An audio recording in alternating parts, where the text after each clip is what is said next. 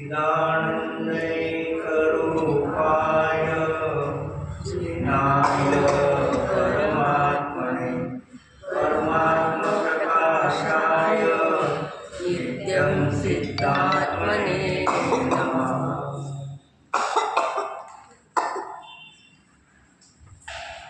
पान नंबर 5 गाथा नंबर 1 गाथा 1 सीताया जानकीरेयं अम्मकलं कडदेवी नित्यनिरञ्जननादमय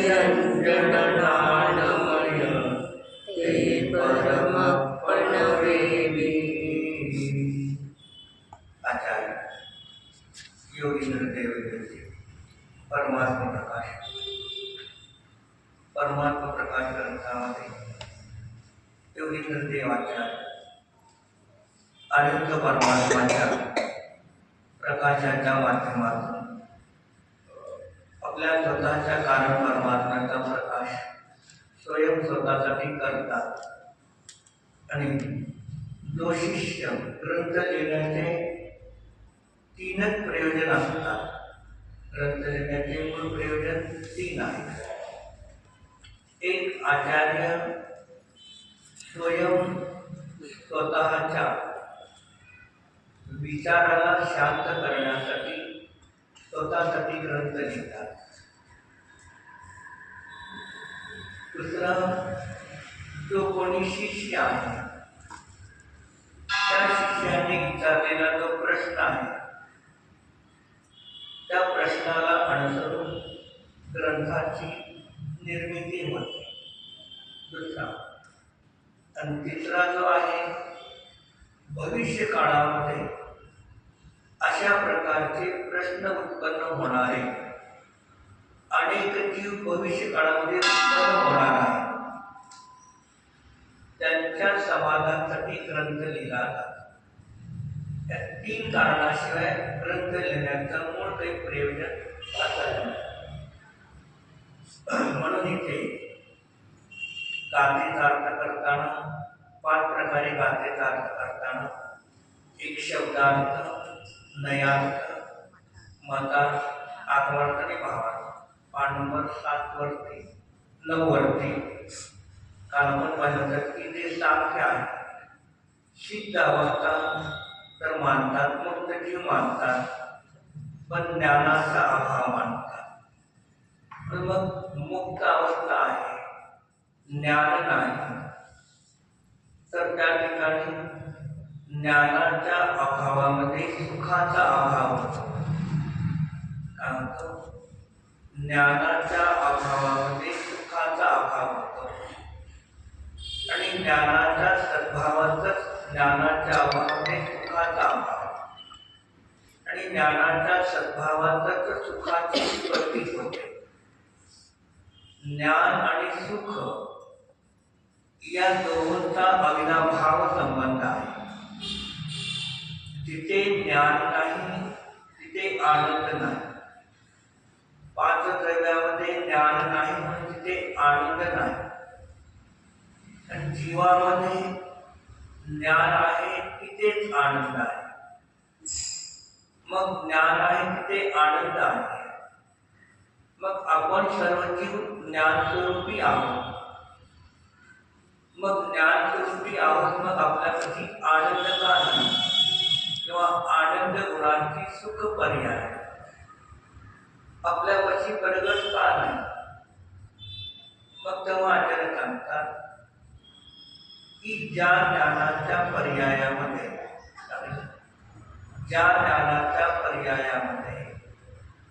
पदार्थाला जेवढं जाणलं गेलेलं आहे त्याच्याबद्दल अज्ञान नाही, म्हणून तेवढं सुख आहे। ज्या विषयाला, ज्या पदार्थाला आपण जेवढं जाणलं त्या अपेक्षेने सुख आहे, दुःख नाही। पण ज्या ज्ञानाच्या पर्यायामध्ये पदार्थाला संपूर्ण जाणण्याची जी शक्ती आहे, संपूर्ण जाणलं नाही, की जेवढं ज्ञानामध्ये जाणण्याचं कार्य अपूर्ण राहिलं ते दुःख आहे. ज्ञानामध्ये जेवढं जाणवीत आलं नाही, अज्ञान राहिलेलं आहे, ते अज्ञान दुःखाचं कारण आहे. मंगल तुम्ही आमटी काढून एका ठिकाणी ठेवले आणि कामाला लागला, परत आमटी घालायची तुम्ही विसरून गेला. मग 4-5 6 तासानंतर तुम्हाला आठवण झाली, आता बरोबर आमटी नाही. आता आमटी नाही हे तुम्हाला कुठे ठेवली ही आठवण नाही. म्हणजे आता काय करणार? ठेवलेले एवढं माहीत आहे आपण कुठं तर ठेवलेले एवढं ज्ञान आहे, पण कुठं ठेवलेले आहे याच्याबद्दल काय आहे? अज्ञान आहे.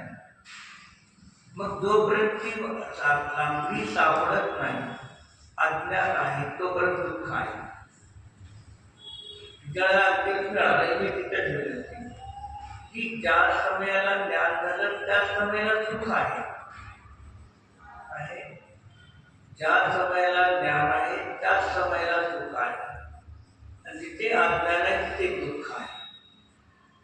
पण द्रव्य संग्रहामध्ये 45 गाथेमध्ये सांगताना तिथे ब्रह्मदेव हे टीकाकार त्या ठिकाणी लिहितात. काय सांगतात? अभेद नयाने ज्ञान आणि सुख ज्ञानच आहे.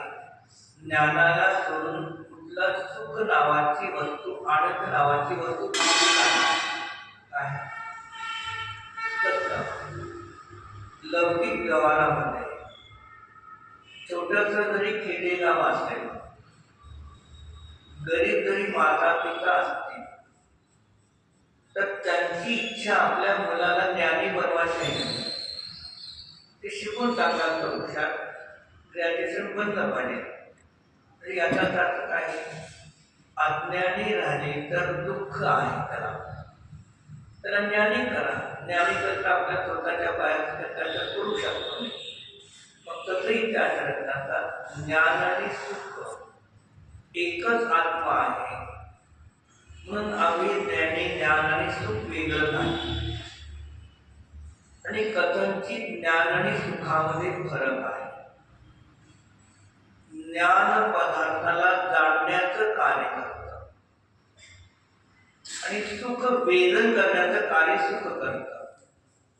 अनुभव करण्याचं, वेदन करण्याचं कार्य आनंद गुणाच्या सुख पर्यायामध्ये होतं आणि जाणण्याचं कार्य ज्ञानामध्ये होतं. या पद्धतीने ज्ञान आणि सुखामध्ये भेद आहे. आणि ज्ञान गुण आणि आनंद गुण, ज्ञान गुणाची परिणती, आनंद गुणाची सुख परिणती, या दोघांचा आधार एकच आत्मा आहे, पण दोन वेगळे. त्यापैकी मग कथनचित ज्ञान आणि सुख एकाने कथनचित दोघांमध्ये ज्ञानाचं काम फक्त पदार्थाला जाणणे आहे. जाणल्यानंतर जी सुखाचं वेदन अनुभूती झाली ती सुख गुणाचं कार्य आहे. या अभ्यासाने कथनचित वेद आणि कथनचित अभेद आहे. त्याला आचार्य आपण लौकिक आहोत. मग लौकिक व्यवहाराचं उदाहरण देऊन समजून सांगतात. समजा नवीन विवाह झालेला आहे, ते नवीन विवाहानंतर ते कुठेतरी दर्शनाला फिरण्यासाठी गेलेले आहे. मग फिरण्यासाठी गेले असताना दोघांनी एकमेकांचा हात धरून ते निघाले फिरायला. मग दोघांनी एकमेकांचा हात धरलेला आहे, जाणलं नाही, जाणलेला आहे. मग तिथे एकमेकांचा हात झाला, स्पर्श झाला तर सुख झालं नाही. ती सुखाचं वेदन आनंद गुण आहे आणि ज्ञानाचं कार्य जाणणे आहे. एकमेकांनी एकमेकांचा हात धरलेला हे ज्ञानाने जाणलं आणि सुखाची परिणती झाली ती आनंद गुणाची आहे. या अपेक्षेने ज्ञान आणि सुख आनंद कथनचित भिन्न आणि एकच द्रव्य आहे म्हणून अभिन्नपणा आहे. मग तसं इथे त्यांनी ज्ञानाने आत्म्याचा स्वभाव मानला होता आणि ते सर्व पदार्थाला एक समयात जाणते मानत नाही. 8 पानांची दुसऱ्या पॅरेग्राफवरती ऐसे सिद्ध दशमी ज्ञान कामांतन के प्रतिबोध के लिए 3 जगत 3 कालों की सब पदार्थ को एक समय में जानना है, अर्थात जिसमें समस्त लोक कालों को जानने की शक्ति है। ऐसे न्यायिक रूप केवल ज्ञान के स्थापन के लिए सिद्धों का ज्ञानमय विशेषण किया है। जे सिद्ध जरी झाले, इंद्रिया जरी अभाव झाला तर इंद्रियाचा अभाव, शरीराचा अभाव असताना जीवाच्या ज्ञानाचा जाणण्याचा अभाव कधी होत नाही. एक मुनिराज ध्यानस्थ बसले होते आणि ध्यानस्थ बसले असताना त्या जीवाचा पूर्वीचा एक वैरी तिरंजी गतीमध्ये उत्पन्न झालेला आहे. तो तिथे वरती आकाशामध्ये फिरत आहे आणि मुनिराज तिथे खाली काय करत ध्यानात बसलेले आहे.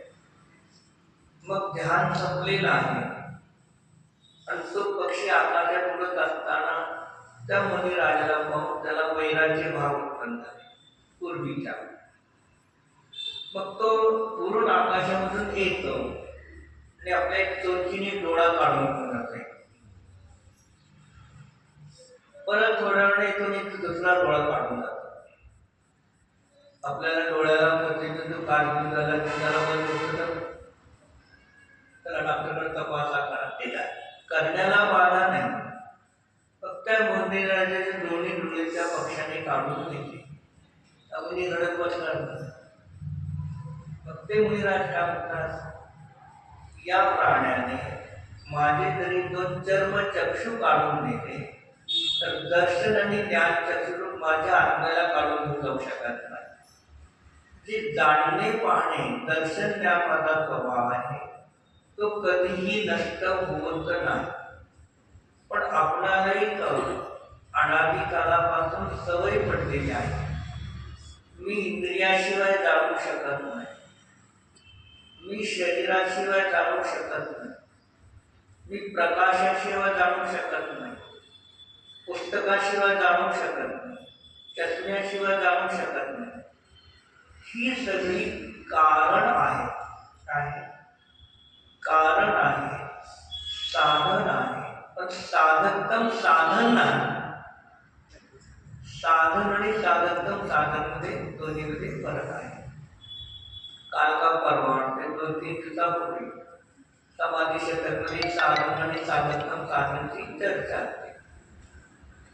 मग साधन असताना कार्य होईल पण होणार नाही. पण साधकतम साधनाच्या तत्वामध्ये नियमाने कार्य होतच. ज्ञान आहे साधकतम साधन, तर पदार्थाला जाणलं जाणार. इंद्रिय आहेत, आत्मा निघून गेला शरीरातून, इंद्रिय आहेत नाही. मग जाणते का इंद्रिया नाही. ते साधन आहेत. एखादा व्यक्ती थंडीमध्ये मेला, त्याला घराच्या बाहेर तिथे बसून दिलं, तर थंडी लागेल का? नाही का? मग इंद्रिय आहेत की त्याला शरीर थंड वाजायला पाहिजे. पण जाणणारी जी साधकतम साधन ज्ञान शक्ती होती तो आत्मा निघून गेला. तसं सिद्धांना शरीर नाही तरी सुद्धा जाणतात. अनंताला शरीर आहे, इंद्रियांचा व्यापार नाही तरी जाणतात. ते साधकतम साधन म्हणजे ज्ञान आहे. शरीर इंद्रिया बाकी सगळे काय कारण निमित्त कारण आहे.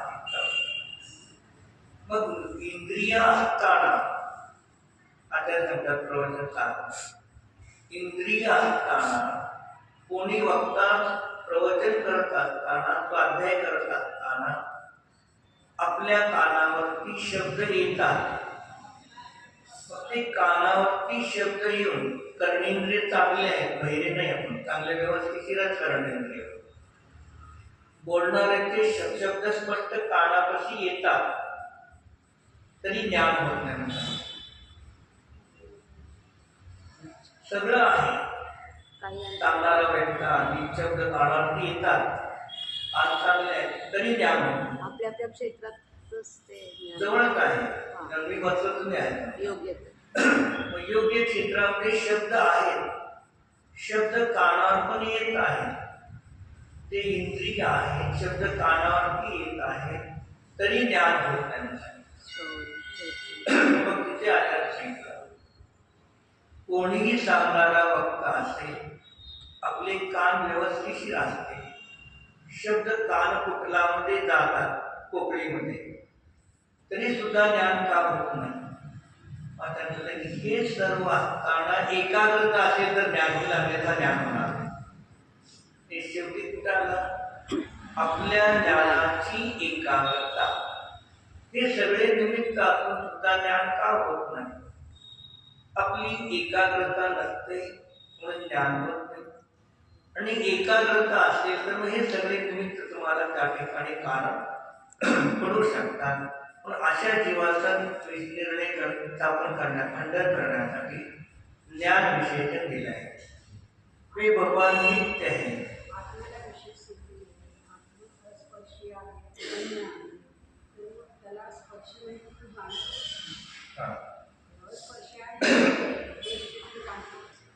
त्यांचा प्रश्न असा आहे की कुंदकुंदाने पाची परमागमध्ये का झाले, गोमटसार काळमध्ये, कर्मकाळमध्ये, धवलामध्ये, जयधवलामध्ये, महाबंधामध्ये आहे, किलीन पद्धतीमध्ये आहे, सर्व ग्रंथामध्ये काम अरस अरूप गंध वर्ण अवस्थ अनिर्दिष्ट संस्थान ज्ञान अलिंग ग्रहण.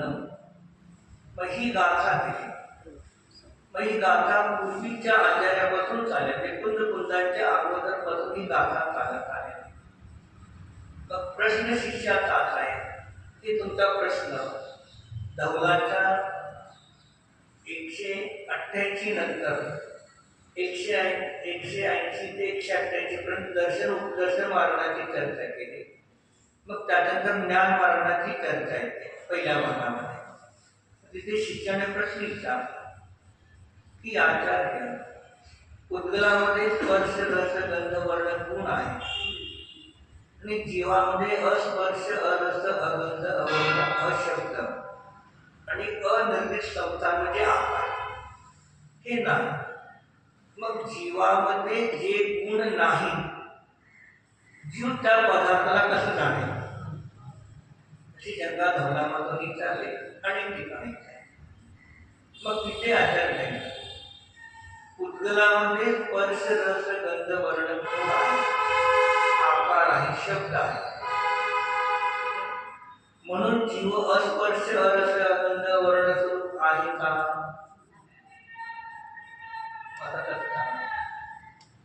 जो कोणता उद्गलामध्ये स्पर्श रस गंध वर्ण शब्द आणि आकार आहे म्हणून ते जीवामध्ये नाही, म्हणून जीव अस्पर्श रस गंध वर्ण स्वरूप आहे. मग स्पर्श रस गंध वर्ण हे जीवाचे गुण आहेत का नाही.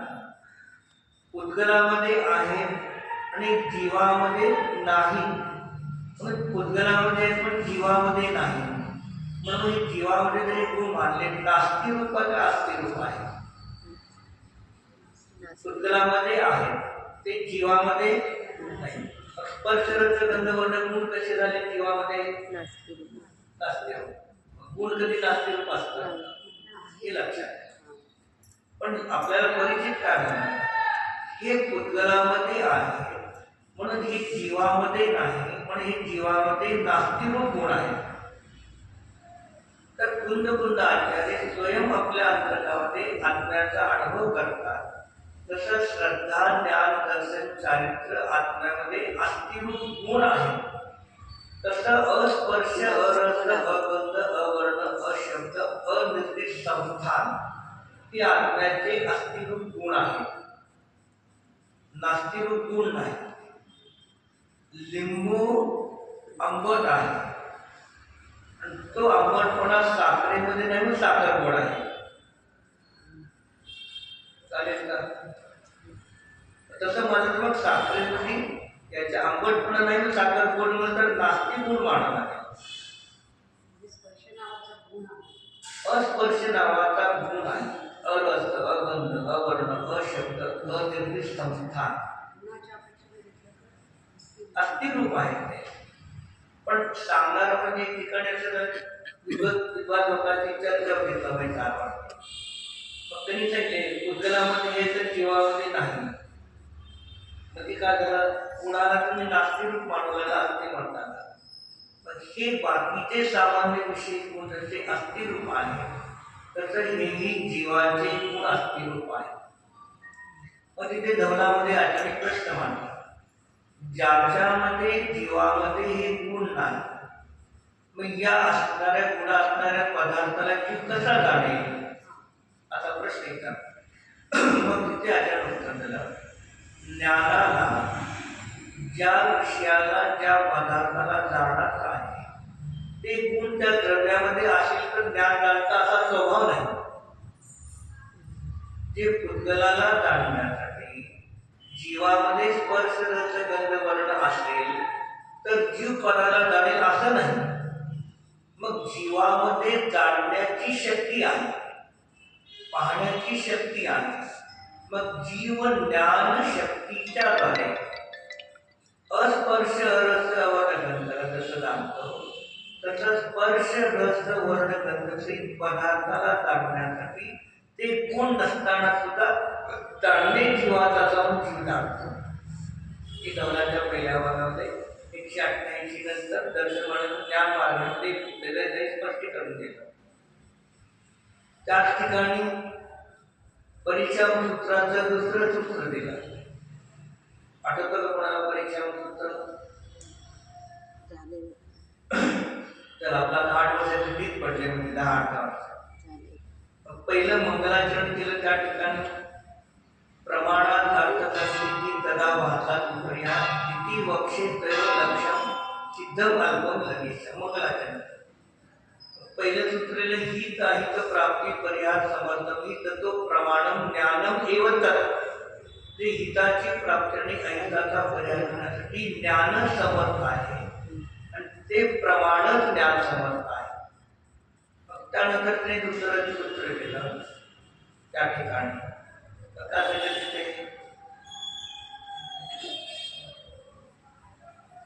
हित अहित प्राप्ती समर्थन पर्याप्त ज्ञान. ते हिताची प्राप्ती आणि अहिताचा परिहार करण्यासाठी ज्ञानच समर्थ आहे. मग एकेंद्रियापासून सिद्धापर्यंत, एकेंद्रियापासून सिद्धापर्यंत ज्या जीवापाशी ज्ञान आहे तेच हिताची प्राप्ती करतात आणि अहितापासून वेगळं होऊ शकतात. मग इथे समजा एका ठिकाणी झाड आहे आणि ते झाडाच्या मुळे जरा पसरले आणि तिकडल्या बाजूला पूर्वेला पाणी भरपूर आहे आणि पश्चिमेला पाणी नाही, तर तिथे अग्नी आहे. मुळामध्ये घेतले झाड हिताची प्राप्ती, तिकडे अहिताचा परिहार, तिकडे मिळायला नाही. जी एकेंद्र जीवापासून सुद्धा हित अहित प्राप्ती परिहार करते ते ज्ञानही कारण पडतं. आपण घरामध्ये शेंगा चटणी कुठून ठेवतो, कधी चोपट झाकात राहिला मुंग्या आत घालतात. तिखट खातेत का?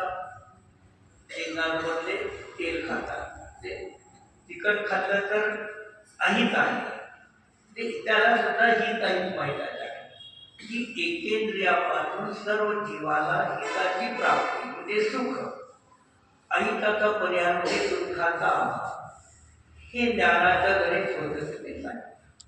विशेष तिथे वाचा त्याच्यात त्यांनी दिलेला आहे. तवल्याच्या पहिल्यामध्ये 188 पानानंतर ज्ञान मार्गाचं होते तरी स्पष्टीकरण दिले त्या ठिकाणी. म्हणून या ठिकाणी तिथे सिद्ध भगवान आहे, ते नित्य आहेत, निरंजन ज्ञान आहे. अशा सिद्ध परमेश्वरीला नमस्कार करून ग्रंथाचं व्याख्यान करतो. असे जे पर्यायामध्ये पूर्णत्वाला प्राप्त झालेले, जे कृतकृत्य अवस्थेला प्राप्त झालेले आहे, त्यांना पहिले आदर्श म्हणून नमस्कार करा. उपादेय 4 प्रकारे उपादेय आहे. उपादेय 4 प्रकार. पर्यार्थी ज्ञाने अनंत सिद्ध परमात्मा उपादेय आहे. पूजा करण्यासाठी, ध्यान करण्यासाठी, वंदना करण्यासाठी ते उपादेय आहेत. एक उपादेय अनंत सिद्ध पंचपरमेश्वर किंवा देवपुरुषासन. दुसरा उपादेय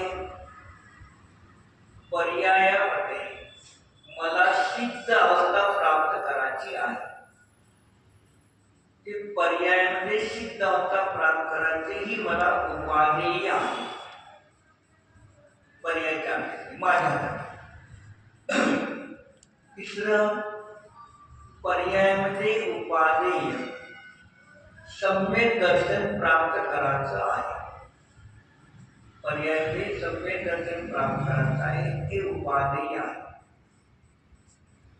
आणि चौथं सम्यक दर्शनाची प्राप्ती आणि मोक्षाची प्राप्ती या दोन्हीसाठी माझा कारण परमात्मा उपादेय आहे.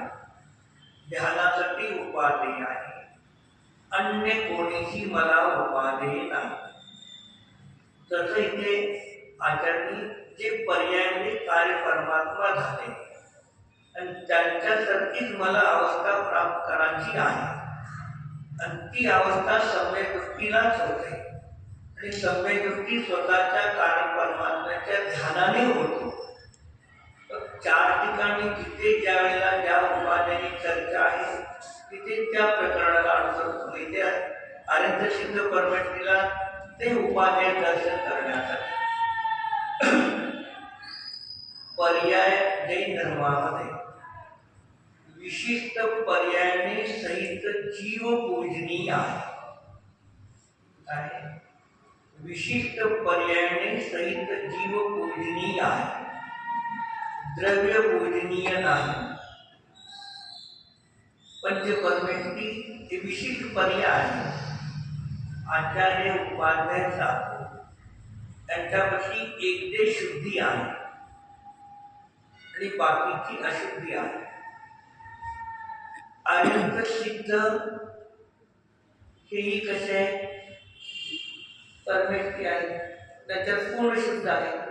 ते विशिष्ट पर्यायाने सहित जीव पूजनीय आहे. ते 5 परमेष्ठी. पण ध्यानासाठी आपला आत्माच पूजनीय आहे. पंचपरमेष्ठी पूजनीय नाही. पण त्यांना भक्ती पूजा केल्याशिवाय आपलं स्वरूप समजत नाही. म्हणून यथाशक्ती कोणत्याला कुठे कोण पूजनीय. पण जर नुसतं द्रव्य जर पूजनीय आहे, विशिष्ट पर्याय नाही, तर मग आपण काय करतो? अन्य लोकांना वर सावित्रीची पूजा करतात, ते जे काही करतात तर त्याला नाव काढतात. विख्यात म्हणले तिथे पण कारण परमात्मा शुद्ध आहे, मग त्याला तुम्ही नाव टाका. तिथे विशिष्ट पर्यायाचा आत्मा आहे. एकेंद्रिय आहे, मिथ्यावृत्ती आहे. त्या एकेंद्रिय झाडावरती किती कशा आहेत? मग एकेंद्रिय झाड एका ठिकाणी बसून आहे. किती कशा असतील त्याच्यावरती दीपा त्या एका ठिकाणी बसलेल्या झाडामध्ये 28 कशा आहेत. आणि मिथ्यात्व आनंदाचे 4 अप्रत्ययाचे 4 प्रत्ययाने 16 9 कशा आहेत. 25 मिथ्यात्व सगळे मिथ्यात्व 28 कशा त्याच्यावरती बसल्या ठिकाणी काम करतात. मिथ्या दृष्टीपाशी 28 कशांची सत्ता असते. मग तो मिथ्यादृष्टी झाड 28 झाले, मग त्याला त्याचा कारण परमात्मा शुद्ध आहे, पूजा त्याला. विशिष्ट पर्यायाने से पंचपरमेष्ठी पूजनीय आहे. आणि ध्यानाच्या वेळेला आपला कारण परमात्मा ध्यान करण्यासाठी उपयोगी आहे. आणि आपल्या आत्म्यामध्ये जास्त काळ ध्यान होत नाही, तर या पंचपरमेष्ठीचं ध्यान करा. नंतर अवलंबून ती व्यवहाराने पूजनीय आहेत. पुढे यह नमस्कार शब्दरूप वचन द्रव्य नमस्कार अर्थभूत वारणेचे है और केवल ज्ञानादि अनंत गुण स्मरण भाव नमस्कार अशुद्ध निश्चय से कहा जाता है. बाकी ते काय करतात, हे ज्यांनी नमस्कार केला यामध्ये काय आहे, शब्दरूप वचन जे शब्दाने भगवंताची स्तुती केली त्याला म्हणतात द्रव्य नमस्कार. तो कोणता आहे, द्रव्य. मग अर्थभूत व्यवहाराचे दोन भेद केले. 4 पहा, टिपा 4 पहा. एक अर्थभूत फक्त एक, पण त्या अर्थभूतचे दोन भेद आहेत. मग कुठे लावायचे हे बरोबर शिका. त्या ध दोन भेद केले, त आणि थ. पहिला जो भेद त आहे का नाही, तिथे लावायचा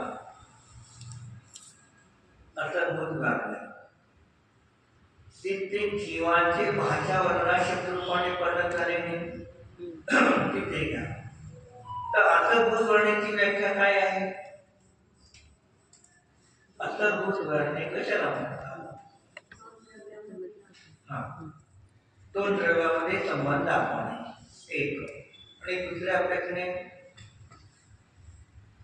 असलेल्या द्रव्यामध्ये नसलेल्या द्रव्याच्या गुणाचा आरोप करून जो नाही कथन करतो त्याला अर्थभूत वर्णे म्हणतात. मग मी लिहून देते ना, कुणाला लक्षात ठेवा. मी फक्त सांगत असतो. मी कुणाला म्हटलं तर मला लिहून घ्या, मी कुणाला लिहून देतो का, काही प्रकरण जर सुरुवातीला आवश्यकता आपण लिहून दिलं, पुढे जरी कधी नाही चर्चा आवडत नाही, पुढे जर दाखवायला तरी प्रकरण आली तर आपल्याला कधी काही वेळेस दाखवावं लागेल. असलेल्या द्रव्यामध्ये नसलेल्या द्रव्याच्या गुणाचा आरोप करून कथन करणे त्याचा अर्थभूत व्यवहार, एक सामान्य व्याख्या. तर ते दोन विशेष भेद आहेत, ते पुढे येतात करायला पण त्याचं स्पष्टीकरण पूर्णपणे काय सांगितलं. लहान मुलं आपल्या घरामध्ये असतात, एखादी मुंगी निघाली, एखादा छोटासा दुरळा निघाला, त्यात पंख फुल पाखरू उडतात, त्याला पकडतात नाही, त्या मुंगीला मारतात, दुरळ्याला मारतात. आपण काय म्हणतो विजयबाई त्या मुलाला, आणि त्या जीवाला कशाला मारतो, शरीराला मारतो म्हणतो का, त्या जीवाला का मारतात, म्हणजे तो आत्मा त्या शरीरामध्ये आहे, तर त्या शरीराला सुद्धा जीव म्हटलं. शरीराला सुद्धा अखिल अचेतन शरीराला सुद्धा जीवाच्या सद्भावात त्याला जीव संज्ञा प्राप्त होते. ते शरीर अचेतन, जीव चेतन, पण चेतन जीवाचा अर्थ अजीव शरीरावरती करून त्याला जीव म्हटलं. एक जीवा बुद्धलामध्ये चेतन गुण नाही, पण त्याचा आरोप करून कथन केले. हे नाव त्याचं अर्थभूत व्यवहाराची व्याख्या. असलेल्या द्रव्यामध्ये नसलेल्या द्रव्याच्या गुणाचा आरोप करून जो कथन करतो त्याचं नाव अर्थभूत व्यवहार नाही. म्हणजे अर्थभूत व्यवहाराने द्रव्यवचनचे शब्द निघाले त्याला सांगितलं. आणि केवळ ज्ञानादी अनंत गुणस्वरूप भाव नमस्कार अशुद्ध निश्चयाने सांगितलं. मग अशुद्ध निश्चयावरचा दुसरा प्रारंभ अशुद्ध निश्चयावरचा दुसरा प्रारंभ. मग तो काय झाला, जीवाचे परिणाम झाले, जीवाचे परिणाम आणि पंचपरमेष्ठी त्या ज्ञानाचे विषय. पंचपरमेष्ठीला विषय करून आपले जे भाव झाले, आपले परिणाम झाले, ते अशुद्ध निश्चयाने ते आपले परिणाम भाव नमस्कार, ते जीवाचे नमस्कार करण्याचे जे भाव, त्याला म्हणलं भाव नमस्कार हे सांगितलं.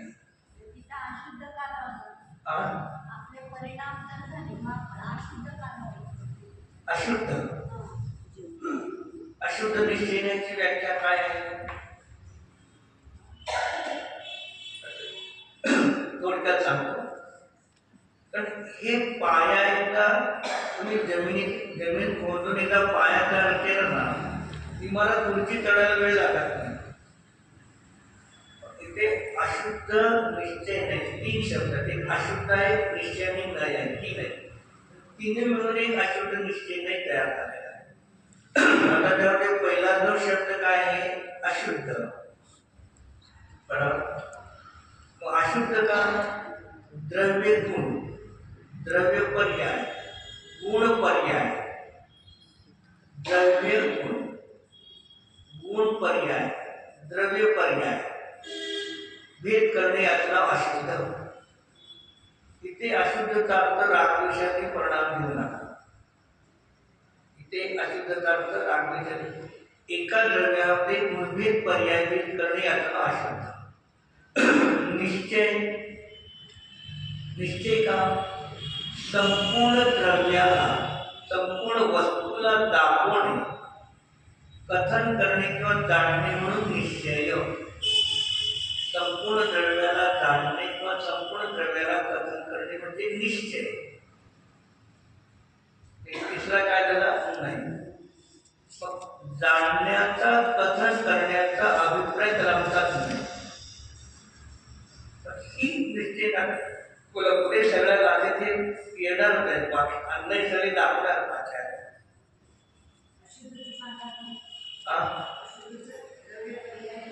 द्रव्य पर्याय, गुण पर्याय असा भेद करणे त्याचं नाव अशुद्ध. मग त्या पर्यायाने सहित द्रव्य सांगितलं, पण तो अशुद्ध निश्चय आहे. त्या ठिकाणी आपले जे परिणाम आहेत, परिणामाची चर्चा आहे, बाहेरच्या विषयाची चर्चा नाही. बाहेरच्या विषयाला लक्ष करून माझ्या ज्ञानाच्या परिणतीमध्ये जे कार्य झालं, की माझ्या ज्ञानाच्या परिणतीचं जी आहे त्या परिणामाला अशुद्ध निश्चयाचे भावकर्म म्हटले गेले आहे. व द्रव्य भाव नमस्कार व्यवहार में से साधक कक्षा में कहा है. द्रव्य भाव नमस्कार, नमस्कार करून घेणारे आणि नमस्कार करणारे, वंद्य वंदक भाव ही काय व्यवहाराने साधक कशामध्ये सांगितलेला आहे. आपण लहान होतो 2, 4, 5 वर्षाचे, तर बाहेर आपले माता पिता बाहेर फिरायला नेताना आपल्याला हाताला पकडा म्हणणार. आपला तर हात पकडत होते का आपला म्हणणार बोट पकड. पुढे काही दिवस झाले आपण मोठे झालो, 10, 12, 15 वर्षाचे, माझा हात पकड. आपण त्याचा हात पकडला, काय म्हणतात ते? आम्हाला चालायला येते, आता कशा पकडता? म्हणजे जोपर्यंत आपणाला चालायला येत नाही, तर आपल्या माता पित्याने आपला हात पकडला तर आपण माता पित्याचा हात पकडला. पण जेव्हा स्वतःला आपल्याला व्यवस्थित चालायला येतं तेव्हा त्याची आवश्यकता. तसं साधक दशामध्ये हे द्रव्य भाव नमस्कार सांगितलेला आहे. ते श्रेष्ठ आहेत, पूज्य आहेत, त्यांना वंदना करा आणि संस्कार करा. पुण्य केव्हा लागतं? शुद्धापाशी पाप झुकेल तर पुण्य लागणार नाही. शुद्धापाशी पाप झुकेल तर पुण्य लागणार नाही.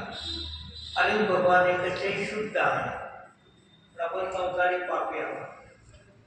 मग पापी मनुष्य त्यांच्यापाशी झुकेल तर पुण्य लागणार नाही. ताट उभारला तर पुण्य पण लागणार. मग अशा वेळेला ते नमस्कार करून घेण्याचा आपण नमस्कार करणार आहे. हे प्राथमिक भगवद्गीतेमध्ये सांगितलेलं आहे. याला प्रवचन सारचा 5 नंबर गाथेच्या जयश्रीनाथन टीकेमध्ये द्वैत नमस्कार आणि अद्वैत नमस्कार सांगितले. वंद्य वंदन नमस्कार करून घेणारे आणि नमस्कार करणारे, 2 झाले द्वैत. आणि अद्वैत नमस्कार करणारा आणि नमस्कार करून घेणारा 2 आहेत पण द्वैत नमस्कार. आणि नमस्कार करणारे आपण आपल्याला नमस्कार करतो. मग आपली ज्ञानपर्य आपल्या तो शुद्ध आत्म्याला जाणते अनुभव करते, त्याला अद्वैत नमस्कार आहे. ते नमस्कार करणारा आणि नमस्कार करून घेणारे आपण एकच जीव आहोत. हे पुढे दिले.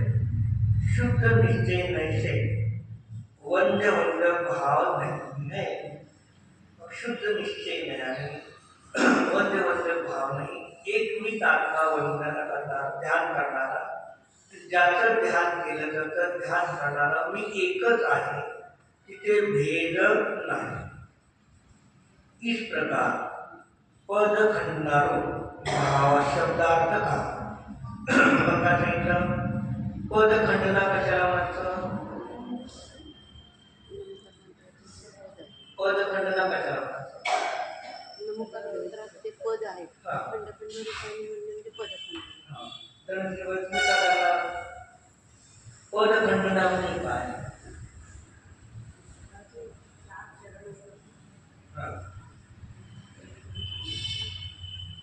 आता काय बघी पद खंडना म्हणजे काय? पद खंडना कशा म्हणजे पद खंडना रूप पदांश अन्य मध्यमध्ये वाद्यामध्ये सांगितलं पंच.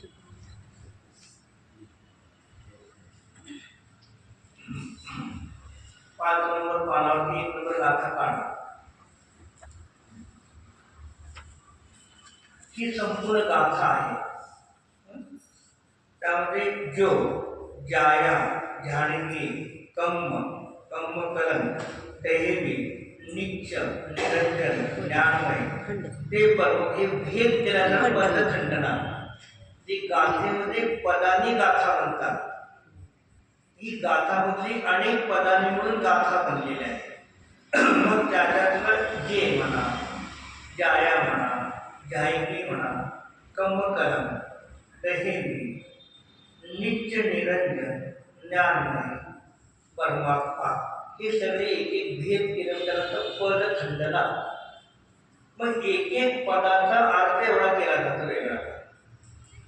कधी देशीनाचार्य तिथे पुढे बनेल त्या गाथेमधलं एक पद, त्या एक पदामध्ये 2च वाक्शब्द आहे. मग त्याचे 10 लाईनचा अर्थ केला जातो. जी या गाथेमध्ये सूत्रामध्ये एवढा भाव भरलेला आहे. म्हणून याला काय म्हणतात? गाथा म्हणतात, म्हणून सूत्र म्हणतात, गाथा म्हणतात. मग सूत्राची व्याख्या काय केली?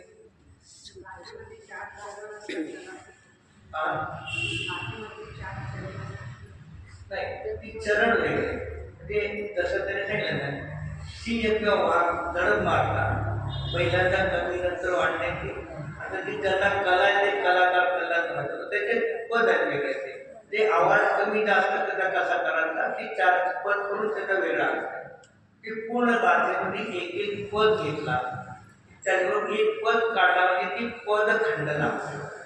मग अशा गाथेमध्ये जेवढी पद आले ती पद एक एक घेऊन त्याच्यावरती अर्थ केला. म्हटल्यानंतर पद शब्दार्थ सांगितलं. और नय भागवत कथन कर नयातली कहा. निश्चय ज्ञानी आपला कार्य परमात्मा सर्व दृष्टीने शुद्ध आहे, व्यवहार दृष्टीने आपल्यापाशी अशुद्धी आहे. निश्चय नाही, व्यवहार नाही सांगितलं. अनंत सिद्ध परमात्मा निश्चय दृष्टीने, द्रव्य दृष्टीने, व्यवहार दृष्टीने शुद्ध आहे ते पण सांगितलं. बौद्ध नैयायिक सांगणारी मत कथन मतार्थ हे प्रत्येकाने परमात्म्याचं स्वरूप कसं वेगळं ते पण सांगितलं. इस प्रकार अनंत गुणात्मक सिद्ध परमेष्ठी संसार से मुक्त हुए यह सिद्धांत का अर्थ प्रसिद्ध है. शब्दार्थ, नयार्थ, मतार्थ. सिद्धांत म्हणजे आगमन, ते सिद्धांताचा अर्थ तिथे आगमन. मग आगमनाचा अर्थ काय आहे? शब्दार्थ आणि आगमनामध्ये फरक आहे. शब्दार्थ अर्थ मग सिद्धांत म्हणजे आगमन. आगमनाची व्याख्या करणार. आगमन कशाला म्हणतात? ते 8 कर्माचा नाश करून जीव सिद्ध होतात आणि सिद्ध झालेली जी लोकांच्या आग्रहावर स्थित राहतात हे आगमाने सांगितल्याचं नाव आगमार्थ. असं आगमामध्ये सिद्ध जीवाचं स्वरूप कुठे राहतात काय ते आगमार्थ म्हटलं जातं. और नित्य निरंजन ज्ञानी परमात्मा द्रव्य आदर आदर योग्य है उपादेय है.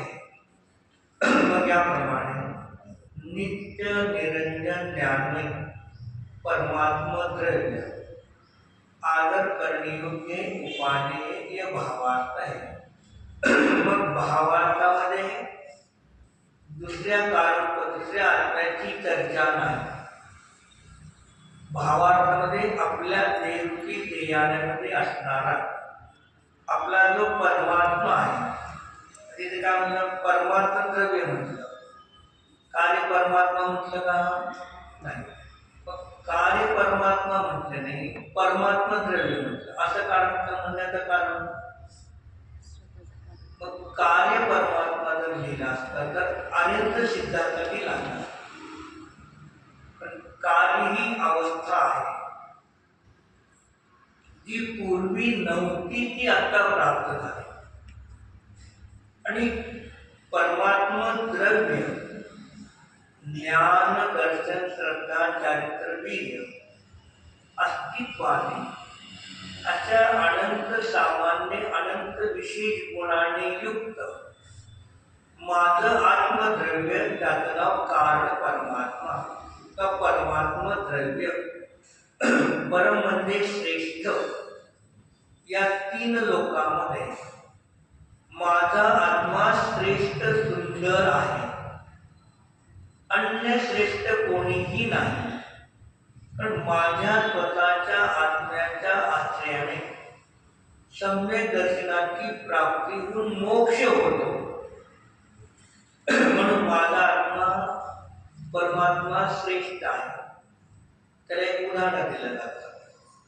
एका ठिकाणी बोर्ड लिहिलेला आहे जसं आपले वधूवर सूचक मेळावे होतात तसं एक ठिकाणी लिहिलं होतं तिथे मुलांसाठी मुली मिळतील विवाह जोडण्यासाठी. एक इच्छुक मुलगा तिथे गेला विचारला द्यावा असं असं करत आहे. त्यांनी म्हणजे ठीक आहे. मग आमच्यापाशी मुली आहेत तर दोन प्रकारचे ठीक आहे. कोणते दोन प्रकारे काळे गोरी आहे. मला कोणती पाहिजे मला गोरी पाहिजे ठीक आहे. पुढे चिठ्ठीचे पुढे जावं. पुढे गेल्यानंतर म्हणलं त्यांनी चिठ्ठी पाठवल्या पुढे दिलेलं आहे. मग ती चालले आमच्यापाशी पण दोन प्रकारच्या मुली आहेत. गोरे पण दोन प्रकारच्या मुली आहेत. कोणत्या दोन प्रकारचे स्वयंपाक नाही येणाऱ्याने रेडीमेड बाजारात खाणार कोणती पाहिजे तुम्हाला नाही घरी करून खाणार. नोकरी करत तर मग बाहेरचे कामं खाणार घरचे काय खाणार. आम्हाला काय पाहिजे स्वयंपाक करणारी पाहिजे सुंदर पाहिजे. तरी चिठ्ठीले पुढे जावं पुढे गेले. एक मोठा आरसा होता. तोच सुंदर ज्यामध्ये कोण सुंदर नाही. ते आपला आत्मा आपल्याला कधी सुंदर वाटतच नाही. आणि तो आपल्या ज्ञान स्वभावाला सोडत नाही दांडे पाणी स्वभावाला सोडत नाही. तो आपल्याकडे सुंदर वाटतच नाही. पण आपली पर्याय राग द्वेष मोह क्रोधाने कशाने होतात. त्याला क्रोधाने कशा होतात त्याला असुंदर वाटतं. त्या चिनवाणीचं स्वाध्याय करायचं शांत असतं सुंदर वाटतं की पर्याय आहे. हे पण सुंदर नाही.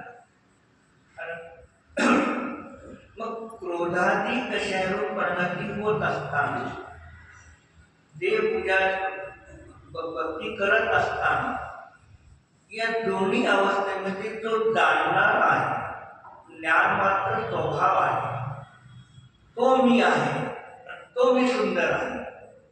म्हणजे माझा जाणणे पाहणे स्वभाव कधीही नष्ट होत नाही. त्याला कोणी नष्ट करू शकत नाही. आपण सर्वजण सकाळी तारा मंदिरमध्ये वस्त्र परिधान करून दर्पणासमोर उभारून आलो. आपण वगैरे चालेल. मग दर्पणामध्ये आपलं प्रतिबिंब पडलं नाही पडलं.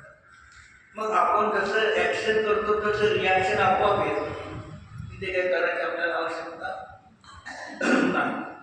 मग ती ऍक्शनची रिॲक्शन प्रतिबिंब दर्पणामध्ये पडलेलं आहे, दर्पणाने धारण केलेलं आहे, पण तो दर्पणाचा स्वभाव नाही. बस दर्पणाचा स्वच्छच मात्र एक स्वभाव आहे. तसं माझा स्वभाव ज्ञाता द्रष्टा मात्र एक शुद्ध स्वरूपी मी आत्मा आहे. आणि प्रतिबिंबाच्या ठिकाणी राग विषादी पुण्य पापाचे जे परिणाम असतील ते प्रतिबिंबाच्या ठिकाणी आहे. आपल्याला प्रतिबिंब दिसतं, पण दर्पणाचा स्वच्छ स्वभाव दिसत नाही. प्रतिबिंबाचं ज्ञान आहे, प्रतिबिंबाची श्रद्धा आहे, पण ते प्रतिबिंबाच्या आधारावर पडलं त्या दर्पणाचा स्वच्छ स्वभाव आहे. त्याला कोणीही विचार करायला तयार नाही. त्याच्यावर तुम्ही आरसा आणला का? आणला. घरचा आरसा ठेवतो का नाही घरात? आरशाला बघतो का नाही आपण दररोज? आरशाला दररोज बघतो का नाही दीपा?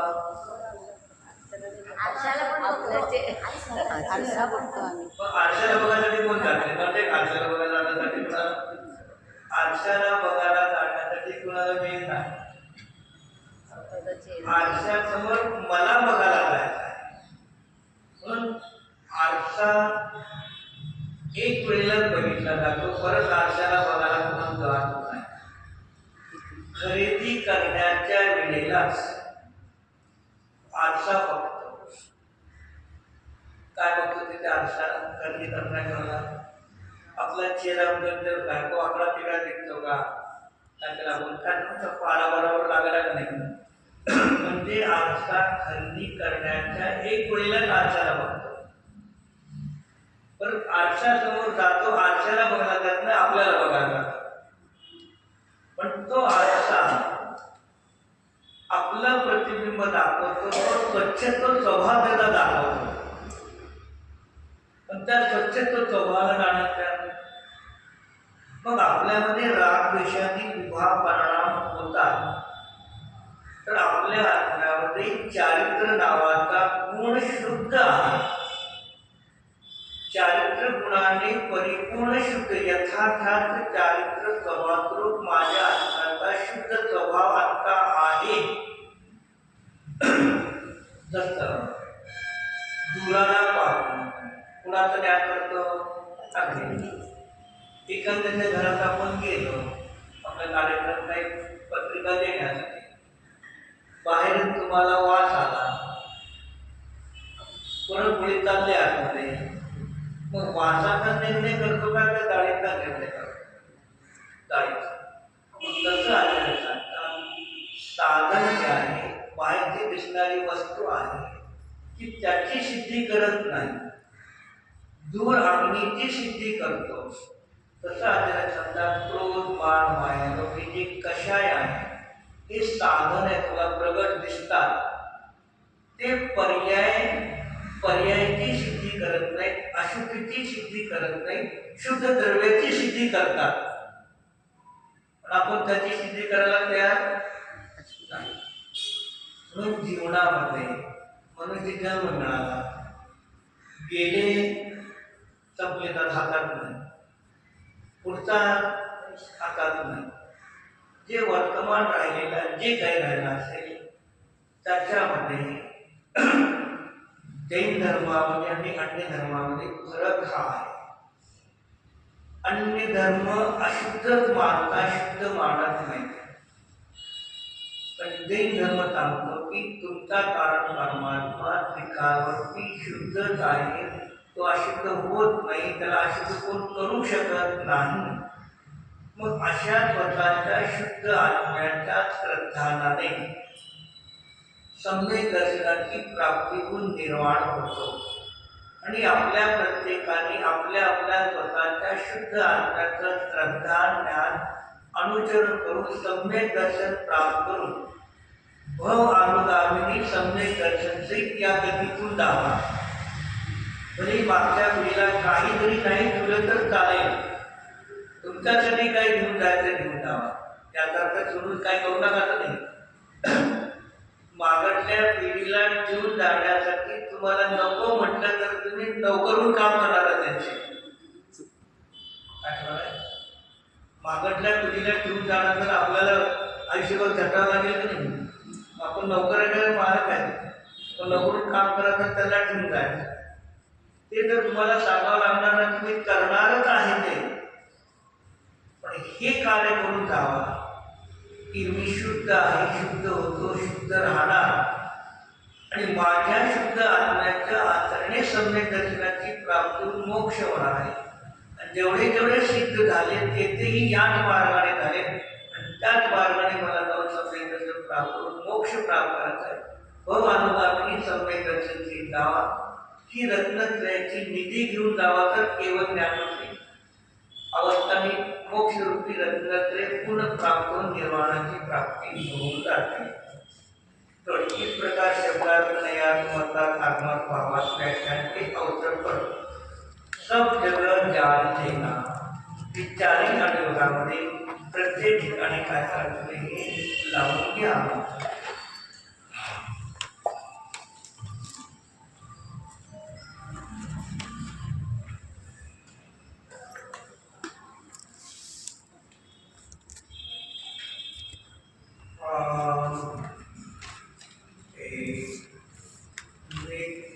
निरंजन स्वरूप शुद्धात्मा द्रव्य आहे,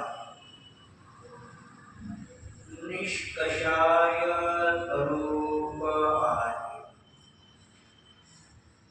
शांत प्रशांत स्वरूप आहे,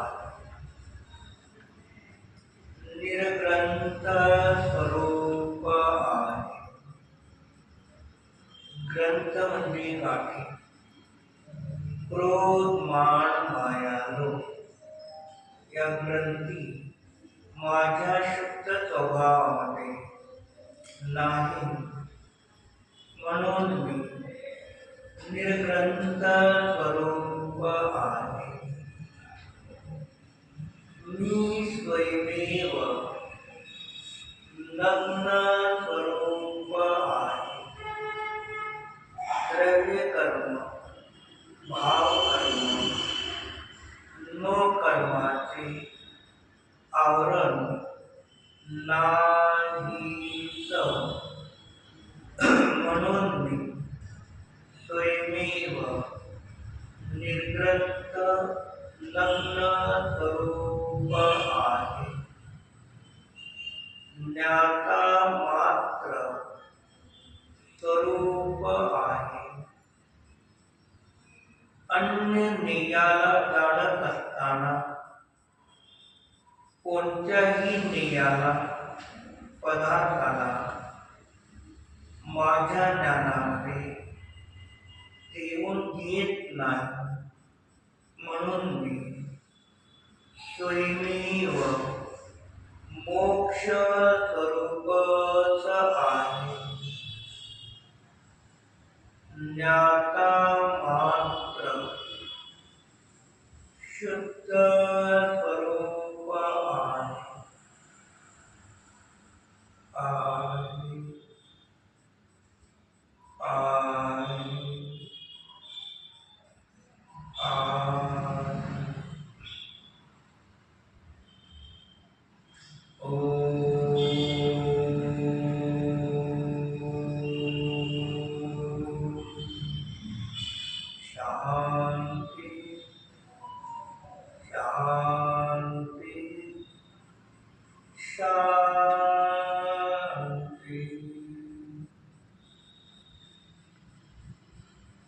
शांति.